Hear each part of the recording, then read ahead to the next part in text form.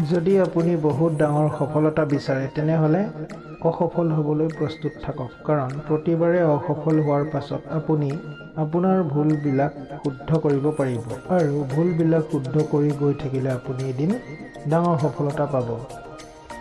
তোমাৰ জীৱনত যিমানে সমস্যা আহিব সিমানে তুমি সফলতা পাই গৈ থাকিবা, কাৰণ সকলো সমস্যাৰ লগত এটা সুযোগ লৈ আহে।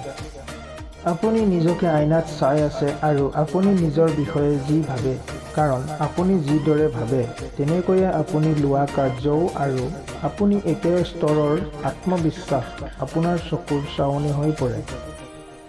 এটা হ'ল আপুনি শক্তি কম অনুভৱ কৰিছে আৰু আনটো হ'ল আপোনাৰ ভিতৰৰ পৰা শক্তি ওলাই আহিছে। দুয়োটাৰ মাজত এক পৃথিৱীৰ পাৰ্থক্য আছে।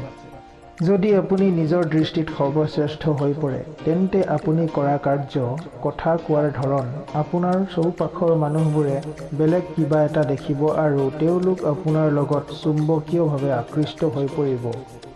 আপোনাৰ সপোনক সদায় জীয়াই ৰাখক, অন্যথা আপোনাৰ সপোনৰ অগ্নিশলিতা নুমাই গ'লে আপুনি এক জীৱিত মৰাশলৈ পৰিৱৰ্তিত হ'ব। জীৱনত কঠিনতা আমাক বৰবাদ কৰিবলৈ নাহে। কঠিনতা আমাৰ ভিতৰত থকা সামৰ্থ্য আৰু শক্তিক বাহিৰলৈ আনিবৰ কাৰণে আহে। দুখ, কষ্ট, আঘাতবোৰ আপোন মানুহবোৰেই দিয়ে। অচিনাকি মানুহেতো ভৰিখন লাগিলেও ক্ষমা খোজে। আচলতে আপোন পৰ বুলি ক'বলৈ কোনো নাই।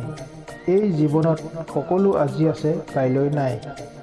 যিয়ে তোমাক বিশ্বাস কৰে তেওঁক নঠগিবা, যিয়ে তোমাক ভাল পায় তেওঁৰ সুযোগ নল'বা, যিজনক তোমাৰ ভৱিষ্যতে প্ৰয়োজন হ'ব তেওঁক ব্যস্ততা নেদেখুৱাবা, যিজনে তোমাৰ ওপৰত ভৰসা কৰে তেওঁক বিপদৰ সময়ত এৰি নিদিবা।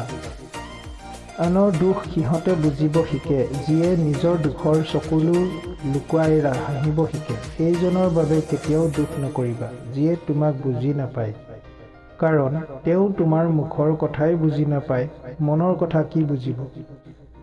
জীৱনটো খুবেই কষ্টকৰ, কিন্তু সেয়া কাকো বুজাব পৰা নাযায়। মনটো বৰ অসহায়, কিন্তু সেয়া কাকো দেখুৱাব পৰা নাযায়। জীৱনত বহুত কিবা কিবি সপোন দেখিব পাৰি, কিন্তু বিচাৰিলে সকলো পোৱা নাযায়। অপেক্ষা এটা সৰু শব্দ, যাৰ সৈতে জড়িত হৈ থাকে কিছুমান মানুহৰ বহুত মূল্যৱান অনুভূতি আৰু কষ্টদায়ক মুহূৰ্ত। সময়ে মানুহক সলনি নকৰে, আচলতে সময়ত মানুহৰ আচল চৰিত্ৰটো ওলাই পৰে।